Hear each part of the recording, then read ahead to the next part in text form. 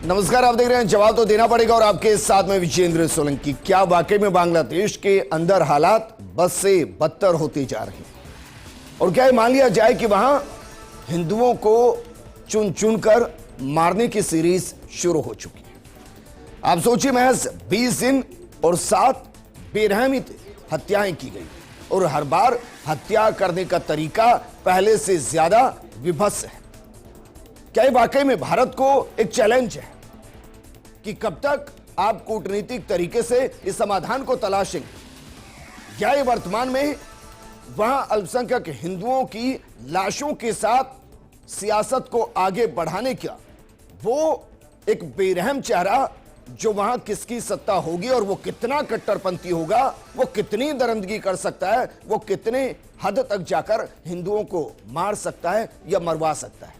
क्या इसकी एक प्रतिस्पर्धा बंगाल के अंदर, पश्चिम बंगाल के साथ साथ बांग्लादेश में शुरू हुई? अब सोचिए, सरा महज इत्तेफाक है, बांग्लादेश के बनने से लेकर आज तक वहां हिंदुओं की तादाद हर साल कम होती है। जो 31% के आसपास थी वो 7% के आसपास बची है। और क्या अब जरूरत इस बात की भी आ चली कि पड़ोसी देश, जिनमें चाहे पाकिस्तान, बांग्लादेश, अफगानिस्तान हो, वहां के हिंदू, सिख, बौद्ध, जैन और पारसी, साथ में ईसाई, जो वहां अल्पसंख्यक है, जो यातनाएं झेल रहे हैं, उनके लिए जो हमने नागरिकता संशोधन अधिनियम 2019 लागू किया था, जिसमें 31 दिसंबर 2014 से पहले अवैध रूप से भारत में आए अल्पसंख्यकों को नागरिकता का मार्ग प्रशस्त हुआ था, क्या अब उसमें बदलाव की जरूरत है? क्योंकि आप सोचिए, अगर कोई बांग्लादेशी हिंदू भारत आता है तो वो शरणार्थी है, वो वहां अपने घर को भी खो देगा और यहां वो शरणार्थी होगा। तो क्या इस नियम को बदलने की जरूरत, जिसमें अगर कोई आज बांग्लादेश से प्रताड़ित होकर हिंदू भारत आ रहा है तो उसको नागरिकता के साथ सम्मान मिले, क्या इसके जरिए इसको रोका जा सकता है? या एक स्ट्राइक के जरिए, बांग्लादेश पर अटैक के जरिए हो सकता है? और क्या यह स्थिति उसके लिए सही है? इस पर बात करने के लिए हमारे साथ मौजूद हैं बीजेपी प्रवक्ता शैलेंद्र गुर्जर जी, कांग्रेस प्रवक्ता राजकुमार शर्मा जी, विषय विशेषज्ञ विक्रांत सिंह जी और हमारे साथ मुस्लिम स्कॉलर असगर अली साहब हैं। शुरुआत विक्रांत आपके साथ, क्योंकि जब एक मानसिकता इस पर आधारित हो जाए कि हमें अल्पसंख्यकों को वहां हिंदुओं को चुन चुन कर मारना है, तो फिर वो देश का आंतरिक मामला जरूर है, लेकिन वो वैश्विक मामला और भारत का भी संवेदना से जुड़ा मामला है। इसमें हम क्या कर सकते हैं कि वहां हिंदू अल्पसंख्यक सुरक्षित रहे? क्योंकि जो वहां का सियासी माहौल इस वक्त है, जो जमाते इस्लामी का समर्थन है, जो आईएसआई का समर्थन है और जो वहां इलेक्शन चल रहे हैं, उसमें ऐसा लग रहा है कि हर दिन एक हिंदू की आहुति दी जा रही है। समस्या बड़ी गंभीर है। पिछले 22 दिनों में लगभग 8 हिंदुओं का वहां नृशंस तरीके से हत्या की गई है। और केवल हिंदू ही नहीं, सारी जो माइनॉरिटीज आपने बताया, सबका वहां प्रोसिक्यूशन हो रहा है।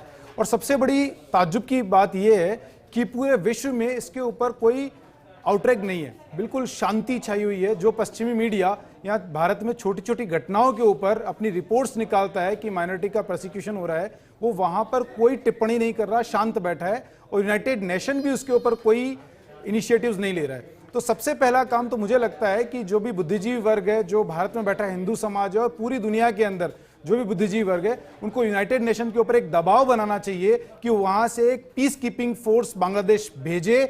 मोहम्मद यूनुस की जो सरकार है, हालांकि वो सरकार कहना भी एक गलत बात होगी, क्योंकि वो वहां एक केयरटेकर है, और क्यों बैठा है, किसने बैठा है, ये बड़ा एक प्रश्न चिन्ह है वहां पे, और क्यों उसका एक्सेप्टेंस है। तो वो कंप्लीटली वहां जो गवर्नमेंट मोहम्मद यूनुस चला रहा है वो लेजिटिमेट किसी भी सूरत में नहीं है।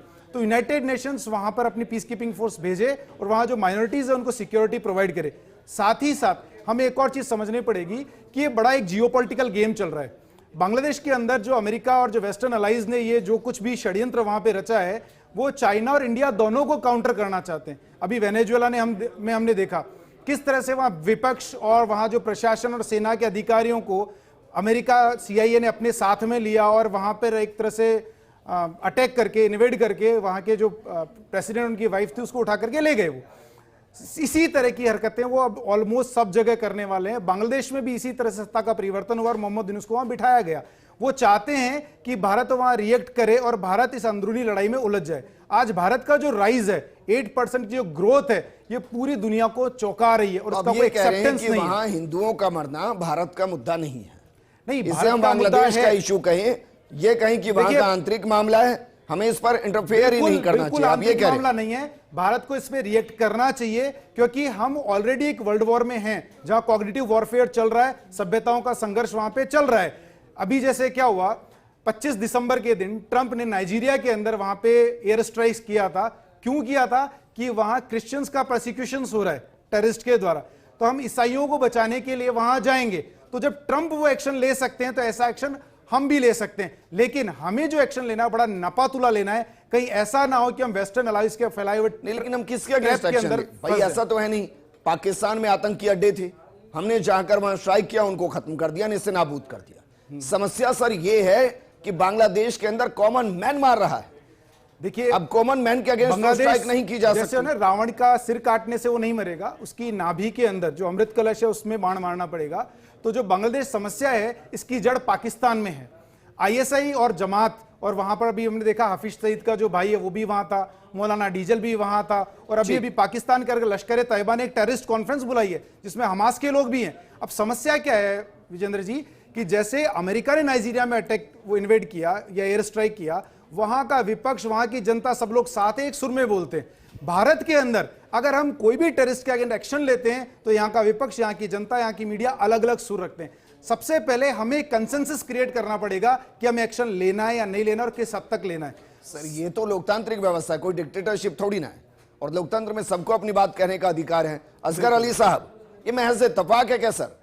भारत से लगते हुए जितने पड़ोसी मुल्क हैं उनके अंदर अल्पसंख्यक हिंदुओं को, सिखों को, पारसी को, जैन को, बौद्ध को चुन चुन कर मारा जा रहा है सर, ये इत्तेफाक है कैसे? सर सबसे पहले तो मैं पूरे मुस्लिम समाज की तरफ से कड़े शब्दों में निंदा करता हूं, और इससे पहले भी आपके चैनल ने कवरेज किया था जब मैंने प्रेस कवरेज की थी, प्रेस कॉन्फ्रेंस की थी 3 नवंबर 2024 को। तो सबसे पहले मैं ही वो बंदा था जिसने इसकी मुखालिफत की थी और बांग्लादेश को चेताया था, और विशेषकर वहां कर आलिमों को चेताया था कि जो भी, क्योंकि मोहम्मद साहब का एक कथन है कि जो कोई भी अपने मुल्क की अल्पसंख्यक आबादी, गैर मुस्लिम शब्द उन्होंने इस्तेमाल किया, गैर मुस्लिम आबादी पे अत्याचार करता है, उन पे जुल्म करता है, उनको मारता है, उनको घेरता है, या उनके खिलाफ उन पे जरूरत से ज्यादा बोझ डालता है, तो कल कयामत के दिन में उनके खिलाफ वकील बनूंगा। असगर अली साहब, आप ये कह रहे हैं कि भाई पूरा पाकिस्तान पैगंबर साहब को नहीं मानता, वो कुरान को नहीं मानता। आप ये कह रहे हैं कि पूरा अफगानिस्तान पैगंबर साहब को नहीं मानता, कुरान को नहीं मानता। आप ये कह रहे हैं कि पूरा बांग्लादेश वर्तमान में पैगंबर साहब को नहीं मानता, कुरान को नहीं मानता, और इन तीनों को मुस्लिम कंट्री कहना बंद कर दे। आप ये कह रहे हैं? जी, मैं ये कहना चाह रहा हूं कि जो भी अपने यहाँ की अल्पसंख्यक आबादी, हाँ विशेषकर धार्मिक अल्पसंख्यकों पर अत्याचार करता है, ये होता क्यों है सर? इसको समझ लीजिए कि जो कोई भी कट्टर धर्मांधा से परिपूर्ण व्यक्ति जब किसी भी देश के सर्वोच्च पद पर पहुंच जाता है, और तो वो अपने बहुसंख्यकों को अपने साथ लेने के लिए, राजनीतिक फायदे के लिए, वो अपनी सरकार अल्पसंख्यकों की लाशों पर बनाता है। जी, यह हर जगह होता है, पूरे विदेश, पूरे संसार में होता है। तो मतलब आप ये कह रहे हैं ना भाई, खुलकर कहिए ना, आप ये कह रहे हैं कि बांग्लादेश अब मुस्लिम देश नहीं रहा, वो एक आतंकी देश हो गया है। उसका कुरान से कोई लेना देना नहीं, उसका पैगंबर साहब से कोई लेना देना नहीं। ये हिंदू मुस्लिम का मैटर नहीं है। जब कर रहे हैं सर, कोई भी बहुसंख्यक बताइए, बीते 20 दिन में 30 दिन में 2 महीने में 6 महीने में इन कंट्री के अंदर किस मुस्लिम को प्रताड़ित करके मारा गया है? किसको जिंदा जलाया गया है? जब धर्म के किसको नंगा करके जलाया गया, घसीटा गया है? किसको दौड़ा दौड़ा कर नदी में डुबो दिया गया है? जब धर्म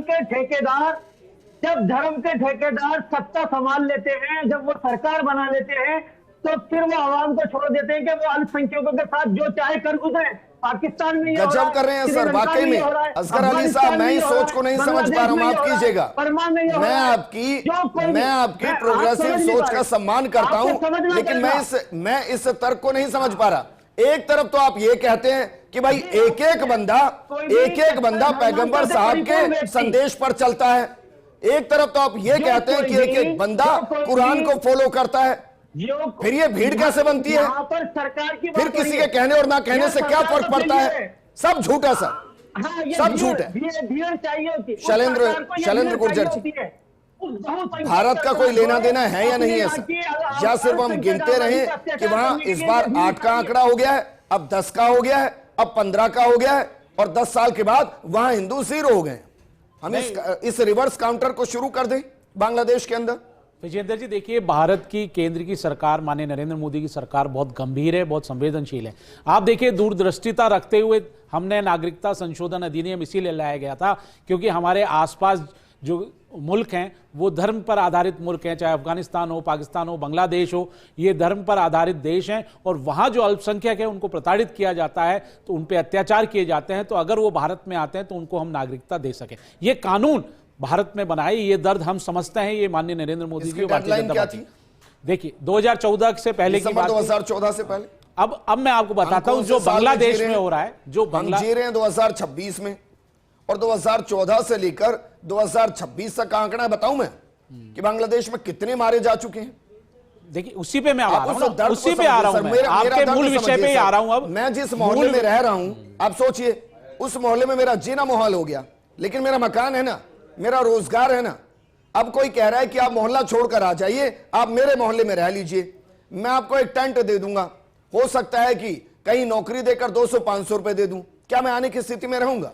विजेंद्र जी, देखिए, जो बांग्लादेश में हिंदुओं के साथ अत्याचार हो रहा है, नृशंस हत्याएं की जा रही हैं, बहन बेटियों की इज्जत के साथ खिलवाड़ हो रहा है, उस पर हमारी केंद्र की सरकार बहुत गंभीर है। हमने बांग्लादेश के उच्चायुक्त को 4 बार बुलाकर फटकार लगाई है।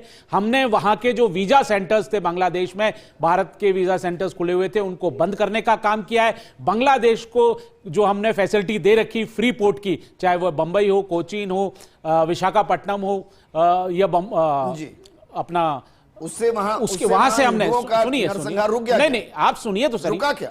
बिल्कुल हम गंभीर हैं, और जो केंद्र सरकार को जो कदम उठाने चाहिए वो कदम बखूबी उठाए जा रहे हैं। मैं आपको इसलिए बता रहा हूं कि फ्री ट्रेड जो उनका होता था इन पोर्टों के द्वारा, उस पोर्ट को, फ्री पोर्ट की फैसिलिटी को हमने बंद कर दिया है कि जब तक आप हमारे हिंदू भाइयों की रक्षा नहीं करेंगे तब तक हम आपके किसी भी जहाज को यहां से माल ले जाने नहीं देंगे। देखिए, डिप्लोमेटिक, देखिए, आपको यह भी समझना होगा विजेंद्र जी, नहीं, आपको यह भी समझना होगा क्योंकि ये वो एक सोवनियर कंट्री है और एक अंतर्राष्ट्रीय नियम भी है, और जिस तरह से हमने बहुत कठोरतापूर्वक उनको शब्दों में कहा है, लेकिन वो हमारी परीक्षा नहीं ले, भारत की परीक्षा नहीं ले, धैर्य की परीक्षा नहीं ली। अगर समय आया तो निश्चित तौर पर वो करेंगे जो पूरा हिंदुस्तान और पूरा भारत करेंगे, जो भी करेंगे वो आने वाले समय बताएगा।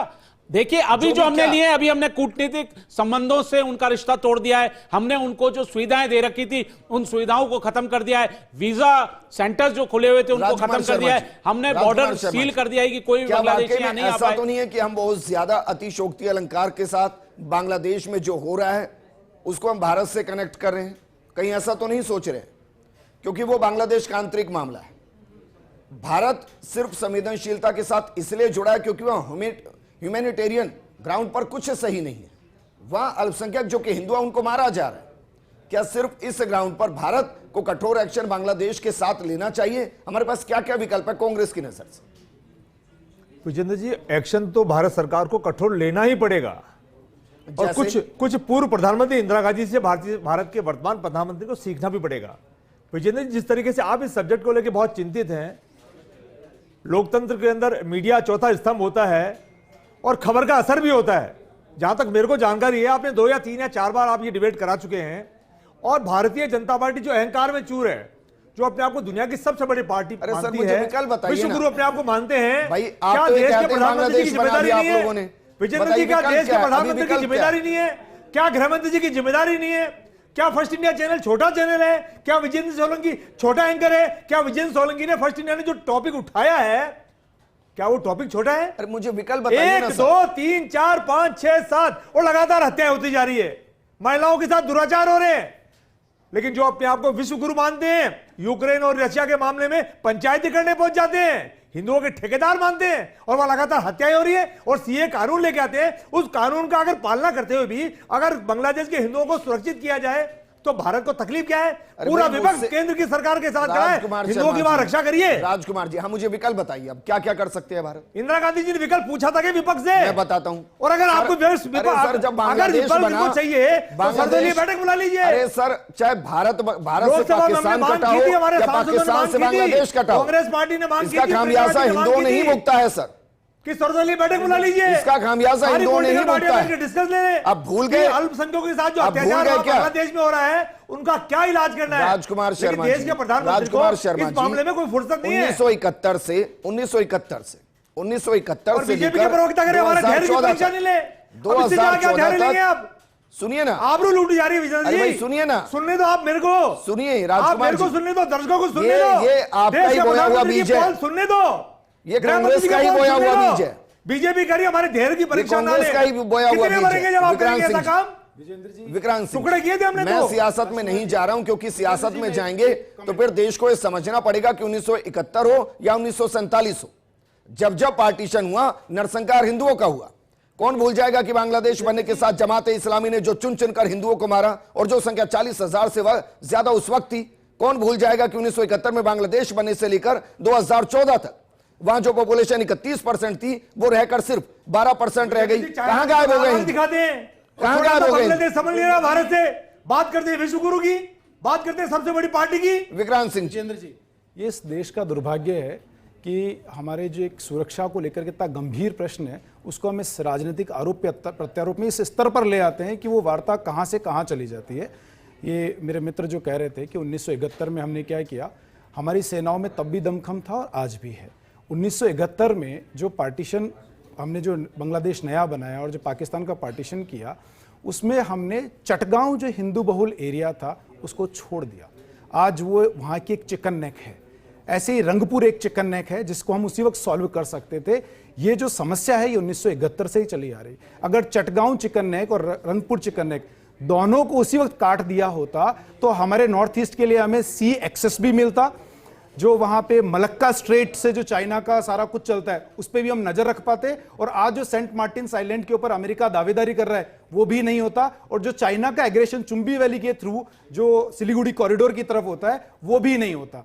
तो देखो 71 के अंदर तो हमने बहुत बड़ी भूल की थी। अब ये कह रहे हैं कि 71 में हम चाहते तो वहां जो हिंदू रह गए थे उनको भारत का हिस्सा बना सकते। नहीं, मैं ये नहीं कह रहा, मैं ये कह रहा हूं कि चटगांव को कट करके, चटगांव हिंदू बाहुल्य था तो चटगांव को भारत में मिलाया जा सकता था। चटगांव के बाद नीचे का जो पूरा कॉक्स बाजार एरिया है वो भारत में आ जाता। एक बहुत बड़ी कोस्टल लाइन हमारे पास आती, नॉर्थ ईस्ट को सी एक्सेस मिलता, ट्रेड एंड कॉमर्स होता, वहां डेवलपमेंट होता।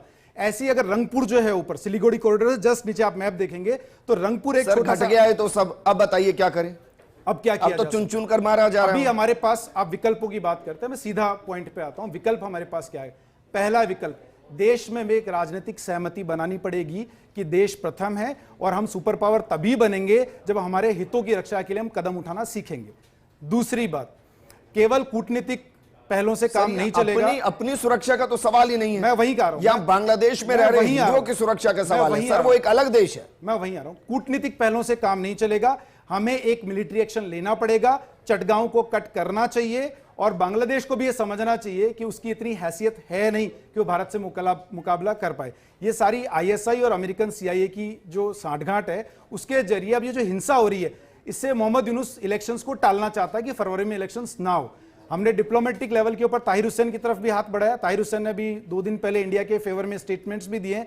वो सब ठीक है, हो सकता है वहां डेमोक्रेसी रिटर्न हो जाए तो हालात सुधरे, लेकिन जिस तरह से जमात वहां पर, तारिक रहमान की बात कर रहे हैं। यस, तारिक रहमान, जिस तरह से वहां जमात अब एग्रेसिव हुआ जा रहा है, anti Hindu anti India sentiments increase कर रहा है, उससे लगता नहीं है कि इलेक्शंस भी होंगे उसके बाद भी शांति आएगी। ये कैसे नेसेसरली सर तारिक रहमान वहां जाएगा तो हिंदू सुरक्षित हो जाएंगे? लगता नहीं। क्या ये वही खालिदा जिया की सरकार नहीं है? 1992 के अंदर जब यहाँ बाबरी ढांचा गिराया गया था, वहां पर 40,000 घटनाएं घटी थी। बिल्कुल। क्या यही वही खालिदा जिया की मैं- पार्टी नहीं है जिसने मैं इसीलिए हमेशा कह रहा हूं कट्टरता दिखाई, हमेशा आईएसआई के साथ मिलकर काम किया? आज हम कैसे ट्रस्ट कर लें? सिर्फ वो बयान इसलिए नहीं दे रही है कि जो शेख हसीना की पार्टी के जो वोट बैंक है वहां, उनको हम अपनी तरफ ले लें, और इसलिए वो कह रहे हैं कि 1971 का जो रेजोल्यूशन रहा वहां पर, उसको भुलाया नहीं जा सकता। क्या वहां की शुद्ध पॉलिटिक्स नहीं है? तारिक रहमान पर भरोसा, मैं यही कह रहा हूं कि लगता नहीं है, उन पर भरोसा नहीं किया जा सकता, तो देर सबेर हमें मिलिट्री एक्शंस लेना ही पड़ेगा, और एक देश के नाते हमें उसके लिए अपने आप को तैयार करना पड़ेगा। देखिए, अगर वहां पे नाइजीरिया में क्रिश्चियंस के लिए होता है, ट्रंप कहता है, मैं इस सवाल हम का कहीं कभी भी सवाल का जवाब नहीं ले पाए। मिलिट्री एक्शन किसके अगेंस्ट? बांग्लादेश के अगेंस्ट चटगांव हम जंग में जाने वाले हैं। आप ये कह रहे बिल्कुल, हैं। चटगांव चिकन नेक को हमें कट करना पड़ेगा, और ये बहुत बड़ा काम नहीं है, 2 दिन में हमारी आर्मी ये सारा काम कर सकती है। देखिए, आप हमारा जो मणिपुर है, मणिपुर बॉर्डर से ढाका हमारी आर्टिलरी की रेंज में है, कोई बहुत ज्यादा मुश्किल काम नहीं है, तो हमें स्टैंड क्लियर करके मिलिट्री एक्शन लेना मेरे पड़ेगा। साथ बाकी पैनलिस्ट भी हैं, क्योंकि मैं आपसे एक लंबी चर्चा इसको लेकर करना चाहता हूं कि इत्तेफाक नहीं हो सकता ना कि हम पाकिस्तान के साथ 6 महीने पहले ऑलमोस्ट युद्ध की स्थिति में थे, अब बांग्लादेश के साथ वही स्थिति बन रही है। कहीं ऐसा तो नहीं कि इंटरनेशनली भारत को वॉर के अंदर धकेलने के लिए साजिशें रची जा रही हैं? क्योंकि जिस तरीके से भारत की अर्थव्यवस्था बढ़ रही है, जैसे भारत वर्ल्ड पावर की स्थिति में आ रहा है, जैसे अमेरिका के टैरिफ के बावजूद भारत पर इंपैक्ट नहीं है, तो देश चाहते हैं ना बाकी भी कि भारत को गिराया जाए। देखिए, पाकिस्तान और बांग्लादेश केवल दोनों तरफ से नहीं, अंदर भी अनरेस्ट क्रिएट करने की कोशिशें हो रही वो कई दफा वो चाहते हैं अलग-अलग मोर्चों कि पर हिंदू मुस्लिम तनाव बढ़े, दंगे हो, भारत की जो आंतरिक सुरक्षा उसके ऊपर भी प्रश्न चिन्ह हो, और जो आर्थिक प्रगति इसके ऊपर वोट विराम चोरी भी लगे। एक ऐसा ही नैरेटिव है कि दुनिया भर में बताया जा सके कि यहाँ लोकतांत्रिक व्यवस्था ऑलमोस्ट ध्वस्त हो चुकी है, जैसा वेनेजुएला में, जैसा सीरिया में, जैसा इराक के अंदर, जैसा अफगानिस्तान के अंदर। ये ऐसी घटनाएं हैं जो घटी हैं। सरकार को इतिहास में बदलने घटी। का वापस मैं आपके प्रयास। पास आऊंगा। असगर अली साहब, कोई एक विकल्प तो बताइए सर, कि जहां जिन देशों के अंदर मुस्लिम पॉपुलेशन बाहुल्य है, वहां अल्पसंख्यक हिंदू, जैन, पारसी, बौद्ध ये सुरक्षित कैसे रहें? देखिए, सबसे पहले तो बांग्लादेश की बात कर लेते हैं। अगर बांग्लादेश के विषय में मैं कहना चाहूंगा माननीय मोदी जी से कि सबसे पहले तो शेख हसीना को भारत से बाहर करें, चाहे वो बांग्लादेश भेजे, चाहे कहीं दुनिया के किसी भी हिस्से में भेजे। जब से वो बांग्लादेश से वो आई है, तब से वहां पर हिंदुओं के खिलाफ अत्याचार बढ़े। असगर और अली मुझे याद साहब, पड़ता है कि असगर जब अली मोदी जी साहब, वहां पर गए थे, शेख असगर अली हसीना, साहब, मुझे बात कहने मजाक कर रहे हैं आप? एक तो मुझे आप बात आपको लगता है देश जानता नहीं है? जिसके अंदर बोल जाते हैं सबको आपको लगता है देश जानता नहीं है? आप ये कह रहे हैं कि शेख हसीना के आने के बाद वहां की 31% पॉपुलेशन 7% रह गई। मेरी बात तो महज 2 साल के अंदर में 31% से 7% हो गए। 1992 के अंदर जब 40,000 घटनाएं घटी, तब शेख हसीना बंदी थी यहाँ पर। बात पूरी क्यों होने नहीं देते? बात पूरी क्यों होने नहीं देते? आप मेरी बीच में क्यों बोलते हो? आप ये कह रहे हैं कि शेख हसीना के रहने से वहां नरसंहार हो रहा है, वहां की जिहादी सोच की वजह से नरसंहार हो रहा है। सर, स्वीकार कीजिए इस बात को। नहीं, बिल्कुल नहीं। इस बात को स्वीकार कीजिए कि वहां की जिहादी सोच की वजह से हिंदुओं को टारगेट किया जा रहा है। आप सबसे पहले बांग्लादेश की पूर्व प्राइम मिनिस्टर को यहाँ से बाहर किया जाए। असगर जी, असगर जी, एक क्वेश्चन है। असगर जी, जब से वो यहाँ आई है, वहाँ हिंदुओं पर अत्याचार बढ़ा है। जब से वो यहाँ आई है, तब से हिंदुओं को चुन चुन के मारा जा रहा है। असगर अली साहब, बताइए, मैं आप कहोगे तो मैं आपकी आंखों को खोलने के लिए पूरे डॉक्यूमेंट भेज दूंगा आपको। असगर जी, पूरे जब डॉक्यूमेंट शेख भेज हसीना, दूंगा। विजेंद्र जी, असगर जी, जब शेख हसीना 1971 में बांग्लादेश बनने से लेकर वहां हिंदुओं को मारा जा रहा है, कैसे 1947 में पाकिस्तान बनने के बाद से वहां चुन चुनकर हिंदुओं को मारा जा रहा है, अल्पसंख्यकों को मारा जा रहा है। स्वीकार कीजिए इस बात को कि वहां की जिहादी सोच की वजह से वहां अल्पसंख्यक सुरक्षित नहीं है। स्वीकार कीजिए इस बात को। असगर जी, जब शेख हसीना वहां थी, तब भी वहां इस्कॉन के टेंपल को वेंडलाइज किया गया था, वहां के साधुओं को मारा गया था। हाँ, यही तो मैं कह रहा हूँ। अरे सर, उतना ही क्या, पीछे तक चले जाइए, खालिदा जिया तक चले जाइए, मुजीबुर रहमान तक चले जाइए। तो लंबा इतिहास रहा है, कब वहां हिंदुओं के परसिक्यूशन का लंबा इतिहास बांग्लादेश में रहा है। फर्क ही नहीं पड़ा कि वहां किसकी सरकार रही है, फर्क इससे पड़ा है कि वहां मेजोरिटी में कौन है। शैलेंद्र गुर्जर, फाइनल कमेंट आपसे। क्या सिर्फ हम कूटनीति खेलते रहेंगे? 2 में से एक स्थिति तो स्पष्ट करनी पड़ेगी ना। या तो वहां का हिंदू बांग्लादेश का आंतरिक मुद्दा है, हमें बहुत फर्क नहीं पड़ना चाहिए, और अगर वो भारत बांग्लादेश का आंतरिक मुद्दा नहीं है और हम चाहे वो सोशल ग्राउंड है, चाहे वो धार्मिक ग्राउंड है या एक नैतिकता का ग्राउंड है, किसी पर भी हम ये मान रहे हैं कि उनको वहां बचाना जरूरी है, तो फिर सख्त एक्शन क्या है? देखिए विजेंद्र जी, बिल्कुल आपने बताया कि हम बचा रहे हैं, हिंदू भाइयों को बचाना भारत की पहली प्रायोरिटी है और बहुत गंभीरता पूर्वक इस पे नरेंद्र मोदी जी ने एक्शन भी लिया है। पहले एफआईआर दर्ज नहीं हुआ करती थी, इसको धार्मिक उन्माद कह के दबा दिया जाता था। जब हमारे विदेश सचिव बांग्लादेश गए और उन्होंने वहां रहमान से बात करी, तब जाकर वहां 100 से अधिक एफआईआर दर्ज हुई हैं। तो आप देखिए, मैंने आपको बताया कि हमने एफआईआर, बिल्कुल एफआईआर आतंकी है ना, अरे एफआईआर दर्ज नहीं होती थी पहले, बिल्कुल धार्मिक इस्लामी के कहने पर। देखिए, धार्मिक उन्माद का हवाला नहीं देते हुए वो एफआईआर दर्ज नहीं करते थे, और आज एफआईआर दर्ज होने लगी है। मैंने आपको बताया, हमने कूटनीतिक संबंध में जो भी उनको सुविधाएं दे रखी थी, उन सब सुविधाओं को बंद किया है, और आगे आने वाले समय में अगर एक्शन लेना पड़े कठोर, तो वो भी लेगी। नरेंद्र मोदी सरकार पीछे नहीं हटेगी। लेकिन आप देखिए, अंतरराष्ट्रीय दबाव होता है, वो एक खुद एक सार्वभौमिक, अरे आप तो चुप रहो, कांग्रेसियों, आप तो चुप रहो। आपने तो धर्म के आधार पर देश के टुकड़े कर दिए, आपने धर्म के आधार पर देश के टुकड़े कर दिए। 9/11 पे जब हमला हुआ, तब पाकिस्तान में आपके घुसने की हिम्मत नहीं होती थी। तो इस तरह की बातें नहीं करें। राजकुमार जी शुक्रिया, क्योंकि दोनों की सरकारों में न पाकिस्तान में अल्पसंख्यक सुरक्षित हुए हैं, न बांग्लादेश में अल्पसंख्यक सुरक्षित हुए हैं।